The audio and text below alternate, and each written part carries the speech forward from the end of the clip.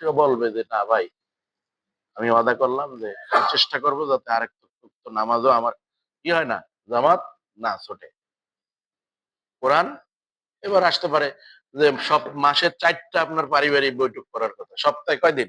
একদিন। সপ্তাহে একদিন, মাসে 4টা। এই 4টা যে পারিবারিক বৈঠক আমরা করার কথা, এখন একটা করলো, তখন একজন বলবে যে ভাই পারিবারিক বৈঠক আপনি তো করেন নাই, কেন করেন নাই? যে ভাই সময় পাই নাই, ব্যস্ত ছিল, ধান রইছি, ধান কাটছি, এই করছি সেই করছি। না, পারিবারিক বৈঠক করতে হবে। এইটা একজন ইসলামী আন্দোলনের কর্মীর জন্য না, শুধু সবার জন্য গুরুত্বপূর্ণ দরকার। আর ইসলামী আন্দোলনের কর্মীর জন্য তো একদম মানে এটারে আপনি কোনো ছাড় দেওয়ার সুযোগ নেই, কারণ আপনার পরিবারের সমস্যা পারিবারিক বৈঠকে উঠে আসবে। এখান থেকেই আপনি আপনার পরিবারকে চালাবেন। কারণ ভাই আপনি একজন পরিবার চালাইতে পারেন, ইউনিয়নের চেয়ারম্যান হয়েছেন, আপনি সমাজ চালান কেন? কারণ আপনার বই তো কথা শুনে না। আপনার ছেলেই তো যদি বলেন যে নামাজ পড়ে না, তা আপনার গোষ্ঠী উদ্ধার করে। কিসের নামাজ পড়ে? আমি পারবো না, আমি উঠতে পারবো না। আপনি তো আদর্শ তৈরি করতে পারেন নাই পরিবারে, তাহলে আপনি সমাজ কেমনে চালাবেন? আপনি কেমনে এমপি হয়ে চালাবেন? এজন্য আপনাকে ওই জায়গাতে ফিরে যেতে হবে। পারিবারিক বৈঠক, সেখানে প্রশ্ন উঠে আসবে স্ত্রী নামাজ পড়ে কিনা, আপনার ছেলে নামাজ পড়ে কিনা, কোরআন পড়ে কিনা, কলেজে গেছিল সে ঠিক মতো ক্লাস করে না, গিয়ে আর এক জায়গায় মেয়ে নিয়ে আড্ডা দেয়। এটা আপনাকে খোঁজ নিতে হবে।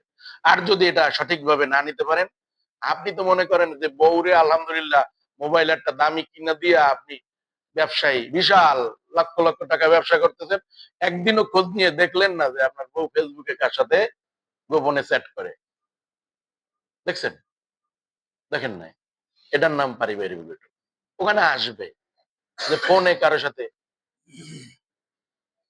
সুসম্পর্ক কুসম্পর্ক হচ্ছে কিনা, আপনার মেয়ের হচ্ছে কিনা, ছেলের হচ্ছে কিনা, ছেলে আমতলা বাজারে গিয়ে কোনো সিপার মধ্যে গাঁজা খায় কিনা, আপনার কাছে কোনো রিপোর্ট আছে কিনা, কিন্তু আপনি বলার সুযোগ পান না। এই পারিবারিক বৈঠকে ধরবেন, তুমি বলো কালকে তো বললো যে মাওলানা আবুল কালাম আজাদ মসজিদের পিছনে তোমারে দেখছে যে কি ধোয়া ধোয়া ওরে। না আব্বা, এটা আমি করি না। না, আমার কাছে সাক্ষী আছে। আচ্ছা, ওই ছেলে ওই দিন ধরছেন, পরে আর একদিন ধরছেন, ও কি সাহস পাবে?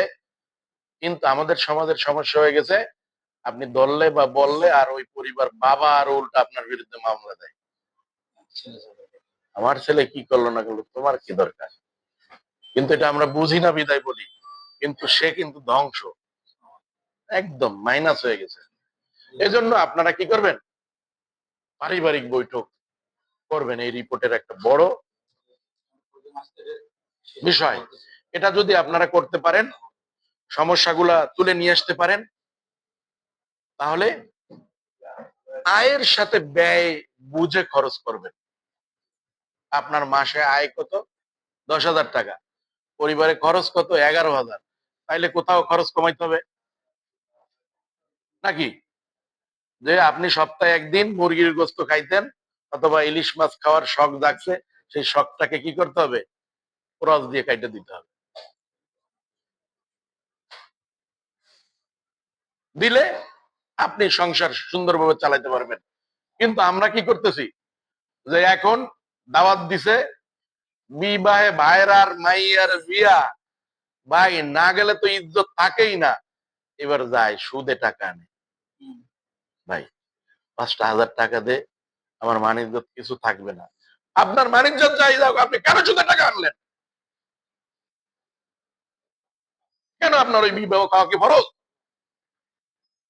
সে যদি আপনার দুটো শক্ত কথা বলে, সেটা কি আপনার জন্য দরকার আছে? ওটা দরকার নাই। কিন্তু আপনার ইমান যে চলে গেল, সেটা থেকে আপনি দূরে সরে গেলেন। সাবধান হয়ে যান। এই কয়জন সাবধান হন, তারপর বাকিটা পরে। কথা বুঝছেন কিনা? কঠোর পরিস্থিতি হবে।